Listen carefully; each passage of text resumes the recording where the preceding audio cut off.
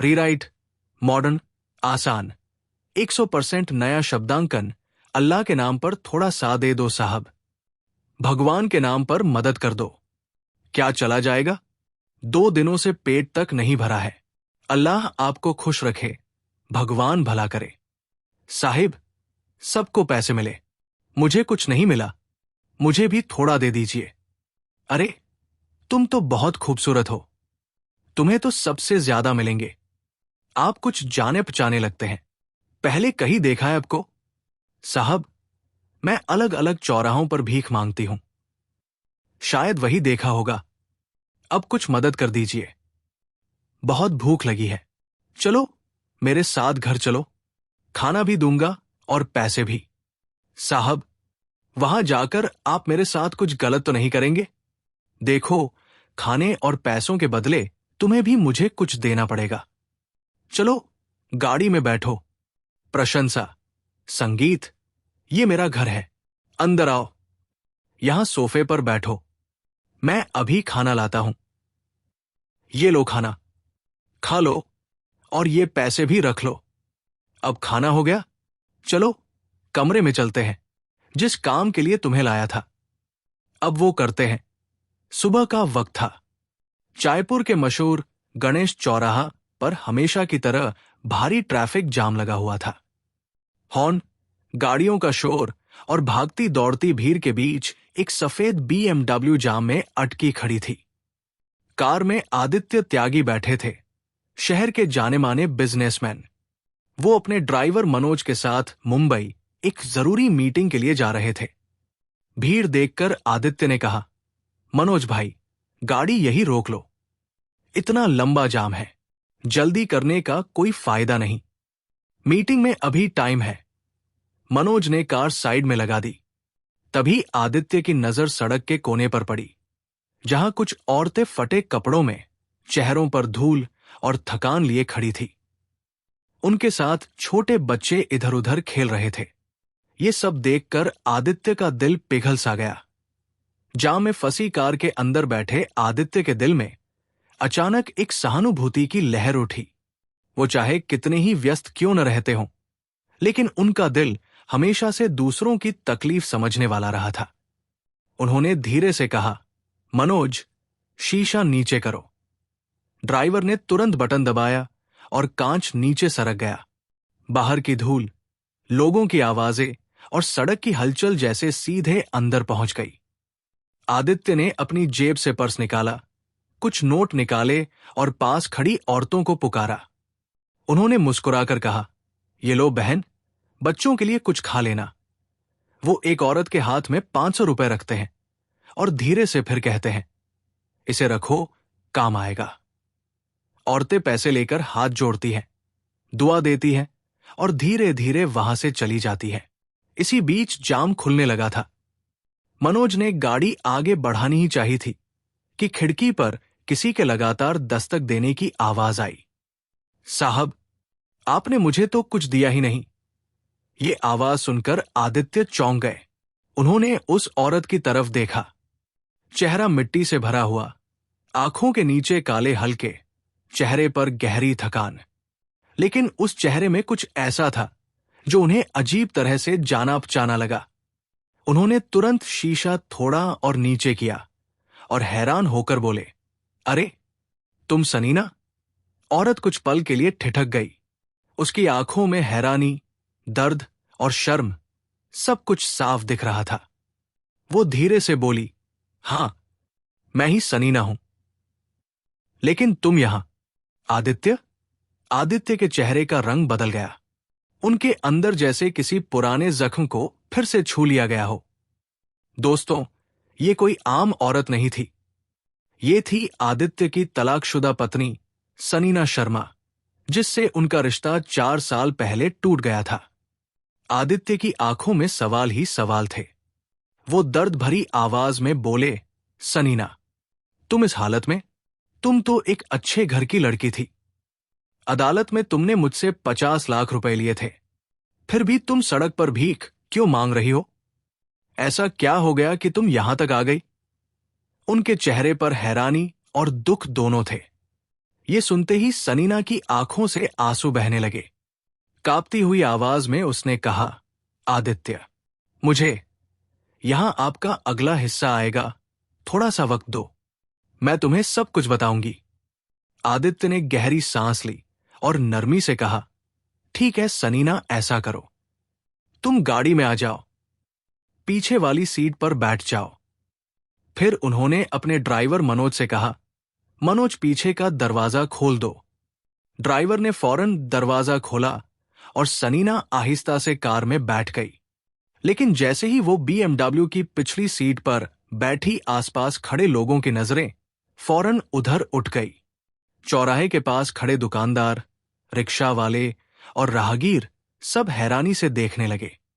कुछ लोग आहिस्ता आहिस्ता करीब आने लगे। अरे ये क्या हो रहा है?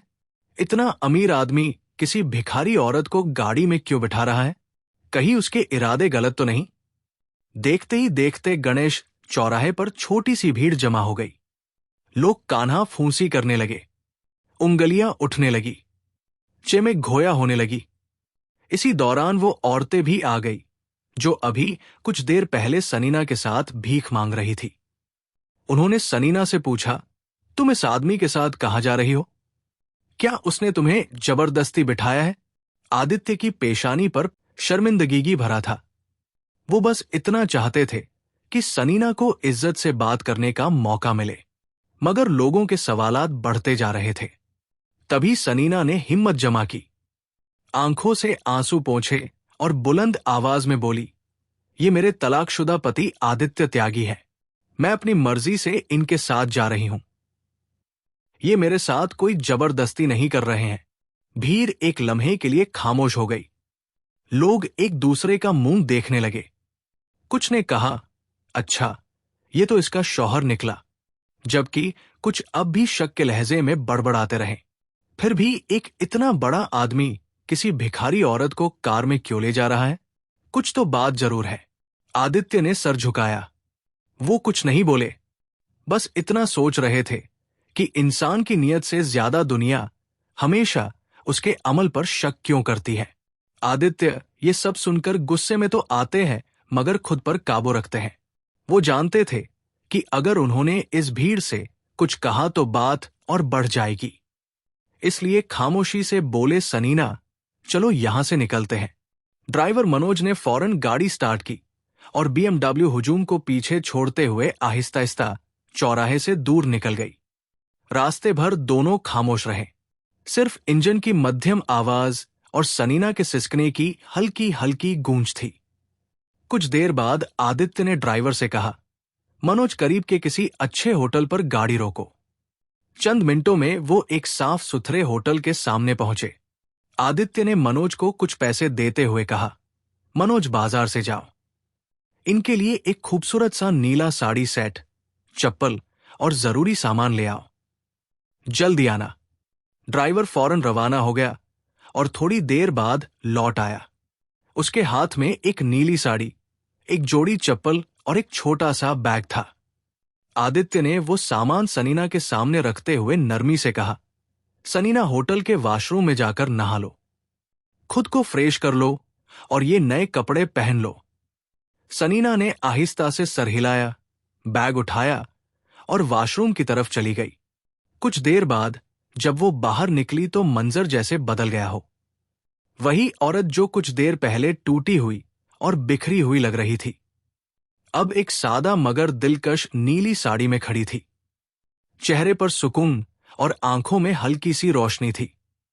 आदित्य लम्हे भर के लिए उसे देखते रह गए। उन्होंने दिल ही दिल में सोचा, वक्त ने उसे बदल तो दिया है, मगर उसकी खूबसूरती और मासूमियत आज भी वैसी ही है। सनीना के अंदाज में अब एक नया आत्मविश्वास झलक रहा था, जैसे वो दोबारा खुद को पहचान गई हो, बिल्कुल किसी नई नवेली दुल्हन की तरह, जो शर्माई भी हो और मजबूत भी। आदित्य नरमी से बोले, मैं अभी मुंबई एक जरूरी काम से जा रहा हूं, कल शाम लौटूंगा।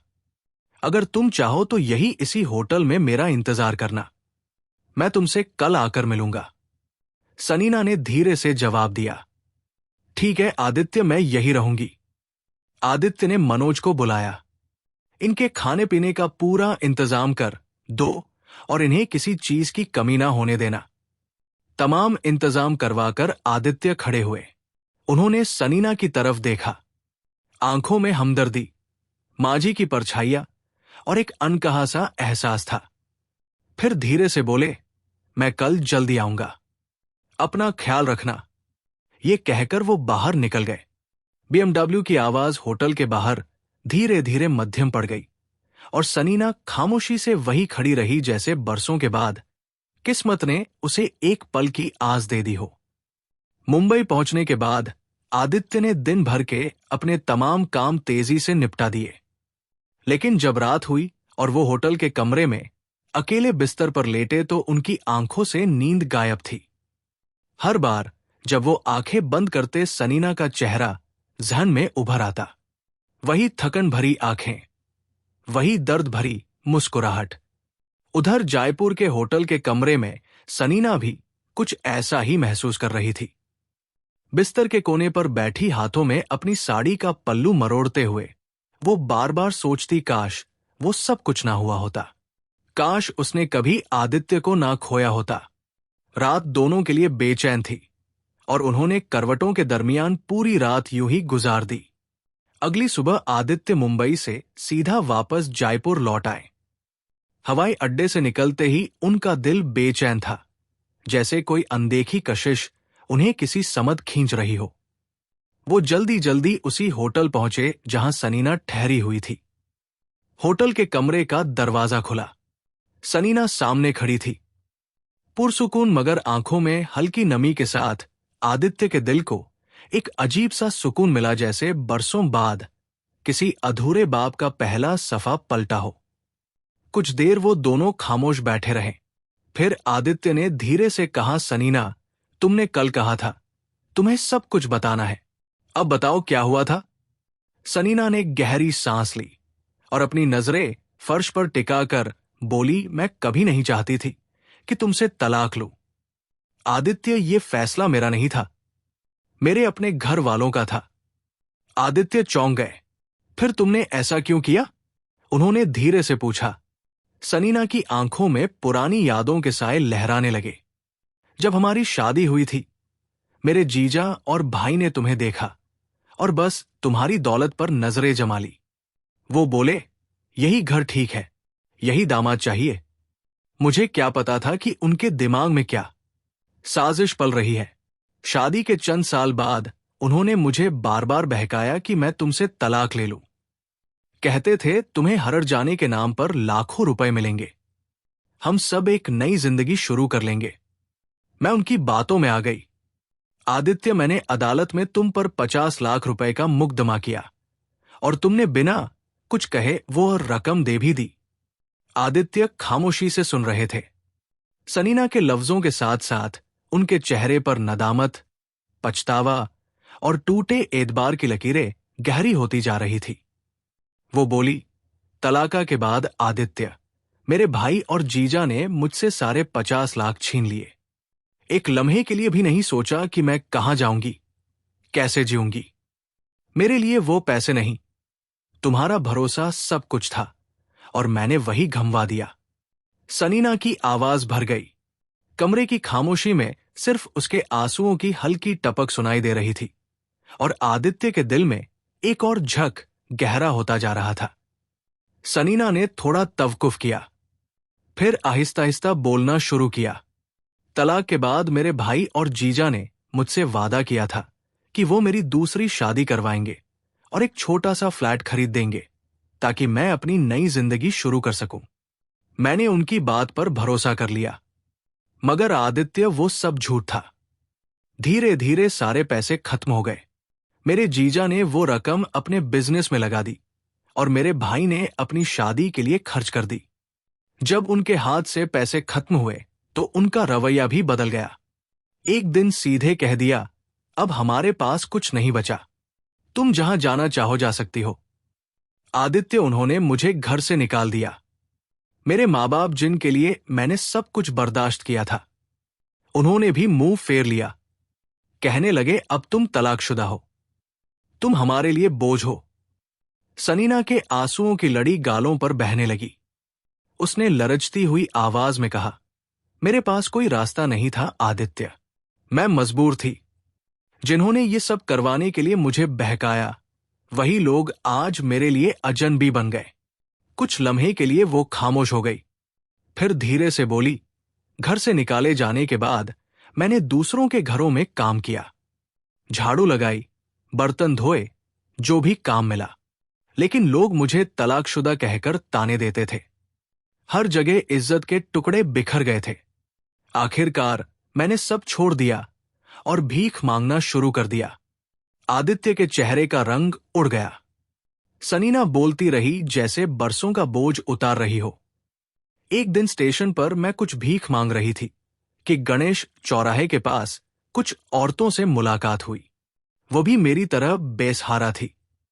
उन्होंने कहा, हमारे साथ चल, हम तुझे अकेला नहीं छोड़ेंगे। मैं उनके साथ चली गई क्योंकि मेरे पास और कोई रास्ता नहीं था। मैं भी उन्हीं के साथ रहने लगी, उन्हीं के साथ भीख मांगने लगी। मुझे पता था ये गलत है, पर भूख इंसान को सब कुछ सिखा देती है।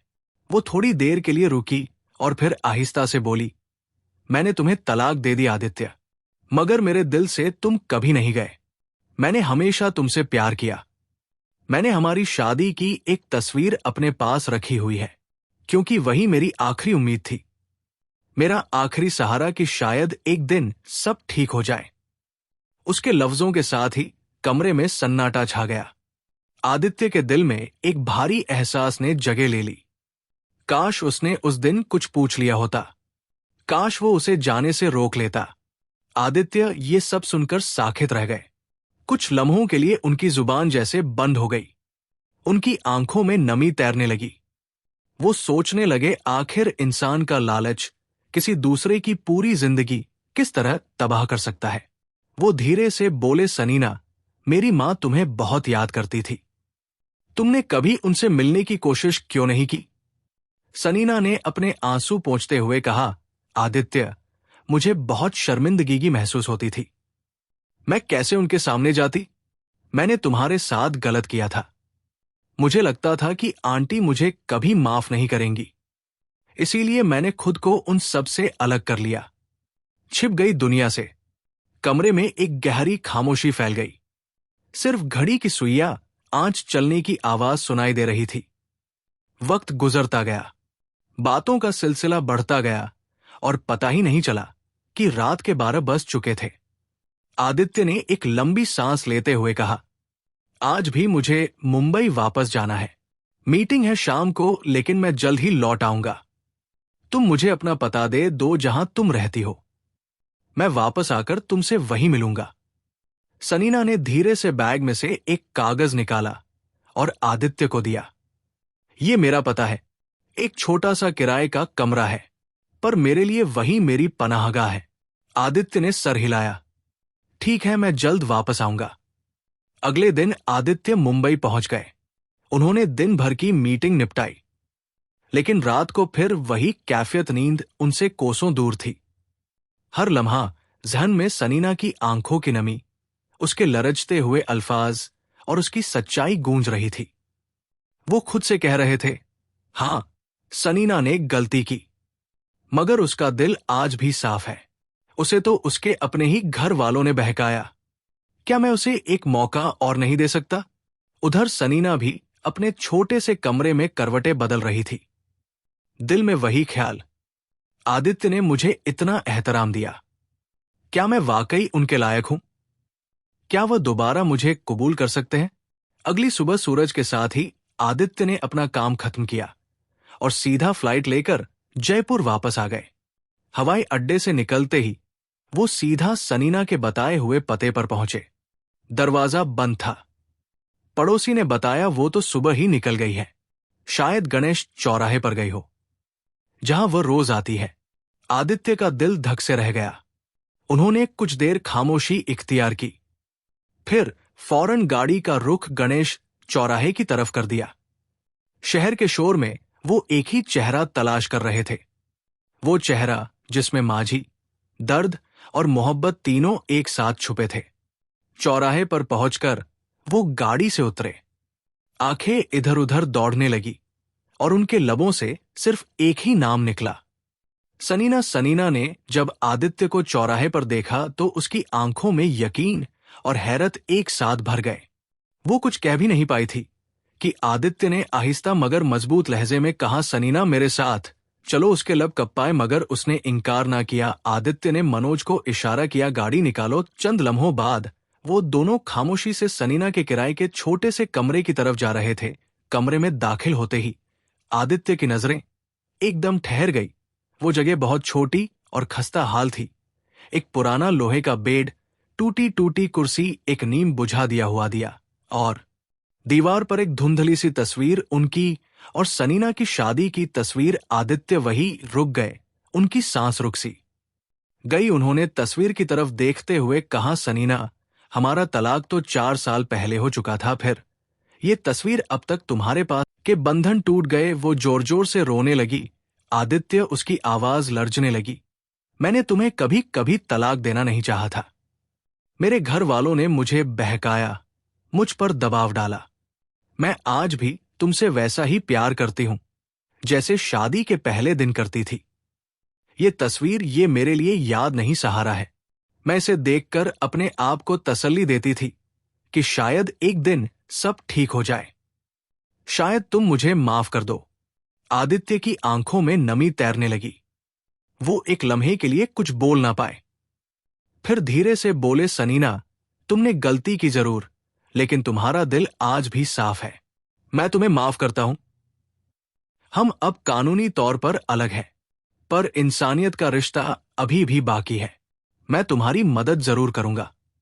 कुछ लम्हों बाद उन्होंने नरमी से कहा, तुम्हें पता है मां तुम्हें बहुत याद करती थी। क्या तुम उनसे बात करना चाहोगी? सनीना के चेहरे पर हैरत और खुशी एक साथ झलक उठी। उसकी आंखों में उम्मीद की रोशनी लौट आई। हां आदित्य, मैं मां से बात करना चाहती हूं। आदित्य ने फौरन फोन निकाला और कॉल मिलाई। फोन बजते ही दूसरी तरफ एक प्यारी सी बूढ़ी आवाज आई, बेटा कहाँ हो तुम? आदित्य ने मुस्कुराकर कहा, मां कोई तुमसे मिलना चाहता है, और फोन सनीना के हाथ में दे दिया। मां की आवाज सुनते ही सनीना की हिचकी बंद गई। मां, मैंने बहुत बड़ी गलती की, क्या आप मुझे माफ करेंगी? फोन के उस पार से नरमी भरी आवाज आई, बेटी गलतियां इंसान से ही होती हैं। तुम मेरी बहू हो, तुम मेरी बेटी जैसी हो। मैंने तुम्हें हमेशा याद किया। आदित्य, इसे घर ले आओ। आदित्य की आंखों में आंसू चमक उठे। उन्होंने आहिस्ता से फोन बंद किया और सनीना की तरफ देखा।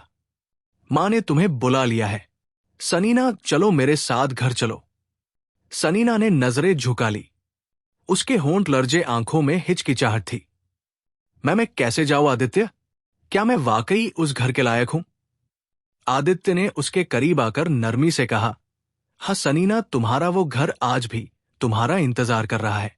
चलो देर ना करो, सब कुछ ठीक करने का वक्त आ गया है। सनीना की आंखों में हिचकिचाहट देखकर आदित्य ने नरमी से उसका हाथ थाम लिया। डर मत सनीना, सब ठीक हो जाएगा। मैं हूं ना तुम्हारे साथ। ये कहते हुए उन्होंने उसे भरोसा दिलाया और अपनी BMW में बिठाकर घर की तरफ रवाना हो गए। रास्ते भर सनीना चुप थी, जैसे यकीन और खौफ के बीच झूल रही हो। आदित्य के चेहरे पर सुकून था, लेकिन उनकी आंखों में जज्बात की लहरें साफ दिखाई दे रही थी। जब वो घर पहुंचे तो दरवाजे पर मां पहले से खड़ी थी। उनके हाथ में आरती की थाल थी जिसमें दिया जल रहा था। मां ने मुस्कुराते हुए आरती उतारी। आदित्य, यही है ना वो? आदित्य ने धीरे से सर हिलाया। मां ने आरती की रोशनी सनीना के चेहरे पर डाली और एक पल में मां और सनीना गले लगकर रोने लगी। बेटी, तुम वापस आ गई, अब सब ठीक हो जाएगा। मां ने उसका माथा चूमा। उनकी आवाज में मां का प्यार और बरसों का इंतजार दोनों शामिल थे। आदित्य एक तरफ खड़े सब देख रहे थे।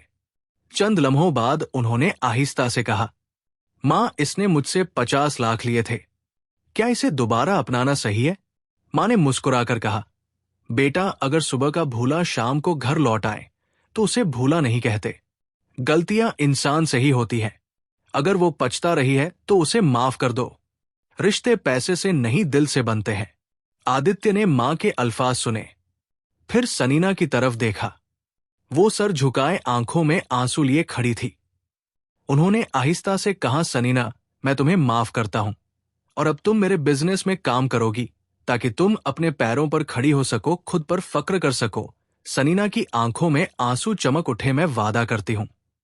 आदित्य, इस बार सब कुछ सच्चाई और विश्वास के साथ होगा। वक्त गुजरता गया और सनीना ने आहिस्ता आहिस्ता अपने आत्मविश्वास को फिर से हासिल कर लिया।